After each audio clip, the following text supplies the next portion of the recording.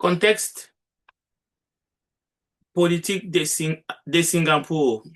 Actuellement, sous un régime parti unique dominant sur le plan politique, social et économique depuis plus de 45 ans avec des réformes graduelles, donc introduisant ainsi une ouverture progressive sur le plan démocratique. Donc, tout cela encadré par une stabilité politique et aussi une croissance économique. Donc, c'est la marginalisation des partis d'opposition.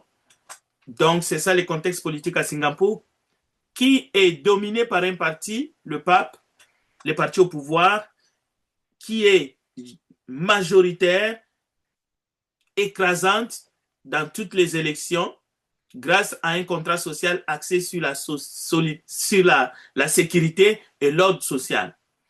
Voilà un peu le contexte économique et le contexte politique à Singapour. Maintenant, la démocratisation est perçue comme une menace à l'ordre et à la stabilité gouvernementale. Donc, la stratégie d'État à Singapour, c'est la modernisation de ces pratiques électorales démocratiques en s'appuyant sur ces réussites économiques, sociales, justifiant l'autoritarisme de l'État.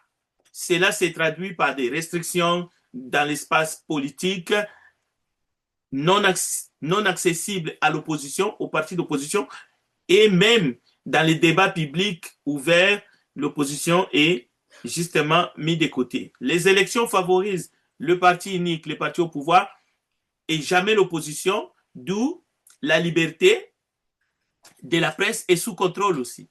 Alors, argument scientifique, Singapour est un régime politique dominant par un seul parti au pouvoir, mais le prolongement au pouvoir de ces partis autoritaires entraîne des limitations des libertés et réduit la participation citoyenne aux élections démocratiques. Donc, comme contre-argument scientifique, néanmoins, un régime autoritaire qui maintient progressivement les contrôles peut conduire à une répression systématique des libertés fondamentales et à un renforcement de l'ouverture politique.